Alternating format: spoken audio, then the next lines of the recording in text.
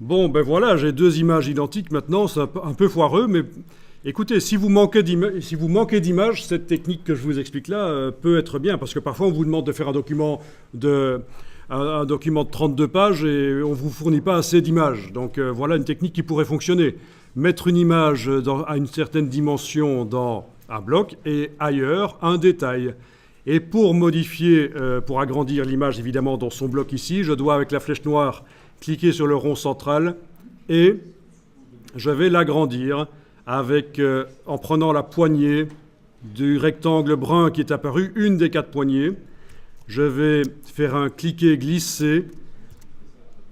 Donc j'enfonce le bouton à la souris et je bouge, c'est ça un cliquer-glisser, en enfonçant les touches Alt et majuscule. Alt et majuscule.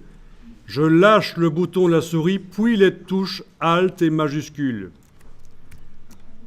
Je lâche le bouton de la souris, puis les touches Alt et majuscule, sinon les proportions ne seront pas gardées.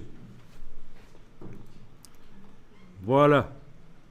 Et puis je peux bouger par un cliquer-glisser sans enfoncer aucune touche, parce qu'il y en a certains qui, quand ils veulent bouger l'image dans la fenêtre comme ça, ils continuent à enfoncer Alt majuscule, mais en fait ça fait une copie si vous faites ça. Voilà ce que vous obtenez. Vous avez un truc bizarre, l'image est sortie, là, c'est une copie.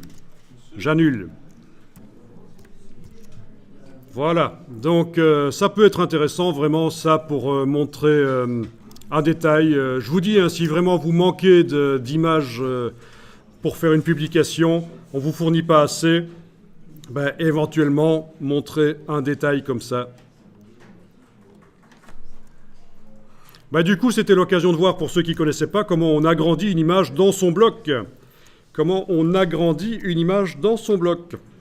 C'est ce qu'on a fait là.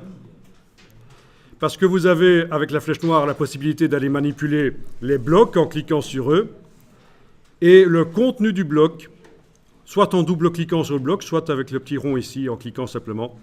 Voilà, voilà.